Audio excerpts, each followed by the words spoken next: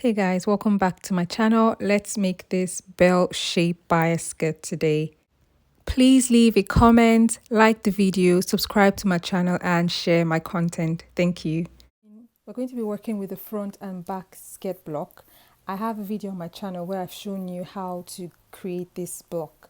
So you'd notice that the front, so this is the center front and this is the center back.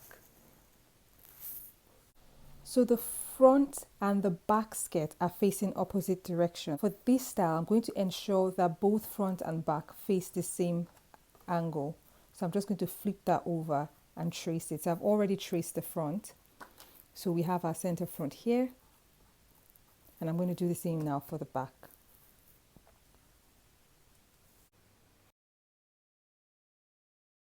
Don't forget to transfer the hip line.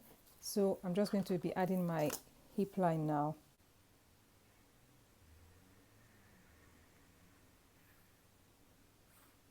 Okay, so that's our hip line added to the front and the back. So this is the center back.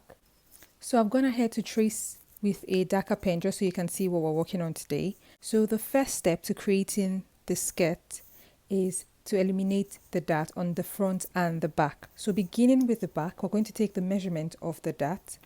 So using your ruler, just get what you have here. For mine, it's 2.5. So I'm going to measure 2.5 from the tip of my skirt. So the tip of the side back inwards, and this is where the point falls.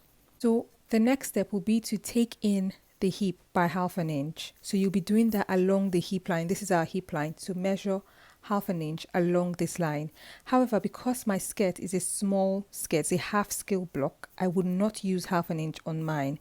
But if you choose to make this style, remember you need to take 1/2 inch along the hip line. Now that I've eliminated the dot, I've also marked in 1/2 inch. All I need to do is reintroduce my basic skirt block and use it as a guide. Place it back waist to waist and hip line to hip line and redraw the line. We're also going to take the bottom in by 1/2 inch.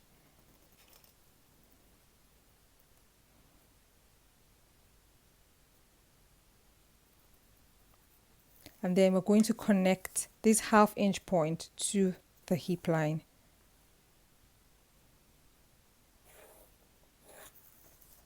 So as you can see, we've taken out the dart, taken it in at the hip as well as the hem. But this point is too sharp, so we're going to use our curve ruler to soften it.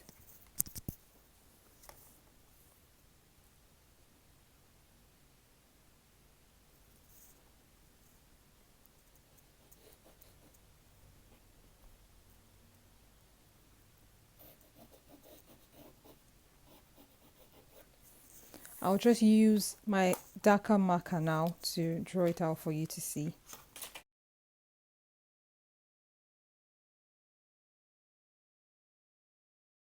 So that's our new side back. I'm just going to cancel out here so you know we no longer need this part. So we'll do the same thing for the front. We start by taking out the dart from this end. We also take in the hip by 1/2 inch and 1/2 inch at the hem as well.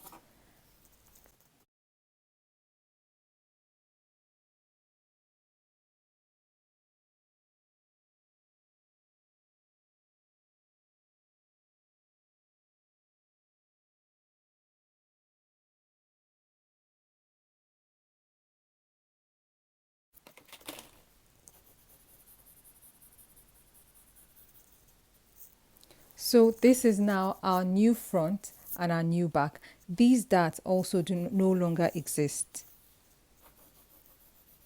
So I'm just going to join this top part.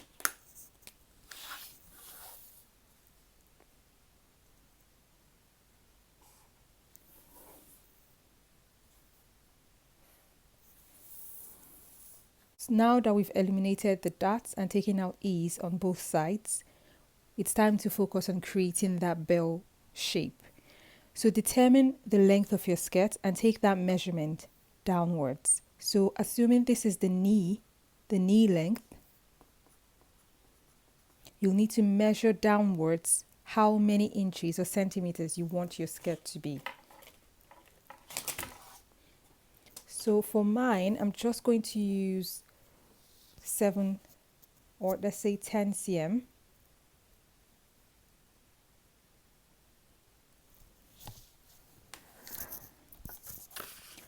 So I have marked my 10 cm right here. I'm now going to draw it across the front and the back.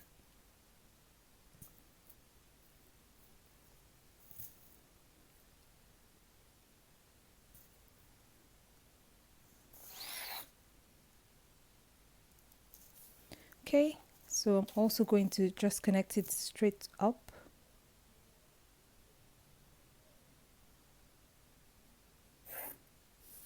I'll do the same for the front.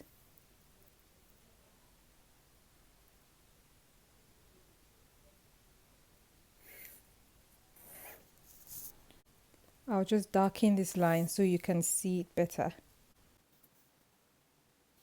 Once you've determined the length of your skirt, the next thing to consider is the flare.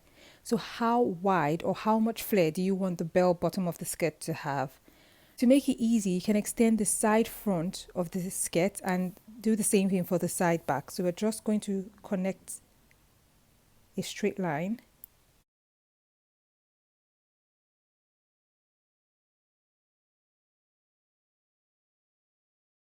Now you have a guide to work with.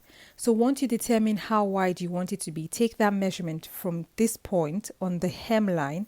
So I'm just going to label this the hem, and this is the knee.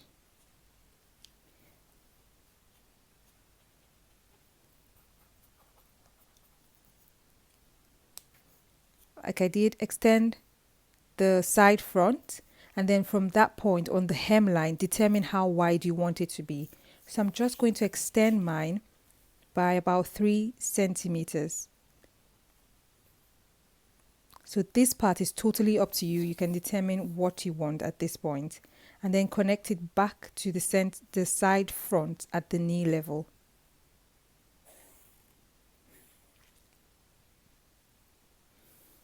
So we're going to do the same thing for the back.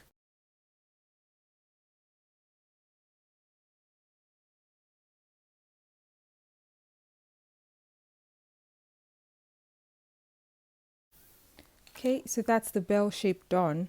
All we need to do now is give it a curve at the hem because you don't want it to have a pointy edge. So introducing the curve ruler again, place it at the hem and give it a nice curve. For this part, you can go by about 1/2 inch. Nothing too curvy though. Okay, so that's done on both sides. So that means we no longer need this point. We also no longer need this point. Now you're able to add your allowance all round the pattern. But before we do that, one more thing we need to do for the front is take the waist. So we need to take it down at the waist. So for mine, I'm using 1 centimeter, but for a full body, you can go in by 1/2 inch.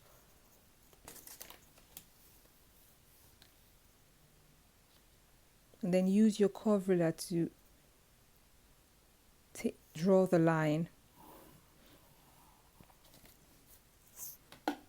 So we no longer need this point. I'll just make that darker for you once again.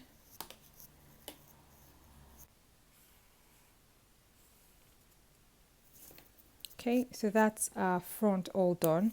At this point, you can now add allowance all round.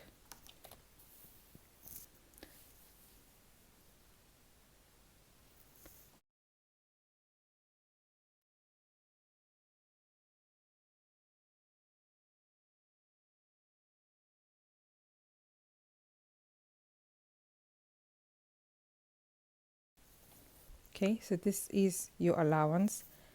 We're also going to connect. So we're going to redraw this line. So one thing to note, at this point, I'll just shift that up to make sure you can see. At this point, please draw a line. So So once you've drawn this line, it takes out this triangle here. It just makes it easier for you when you sew it. So this is the skirt all done. All you need to do, the last thing to do will be to draw your grain line.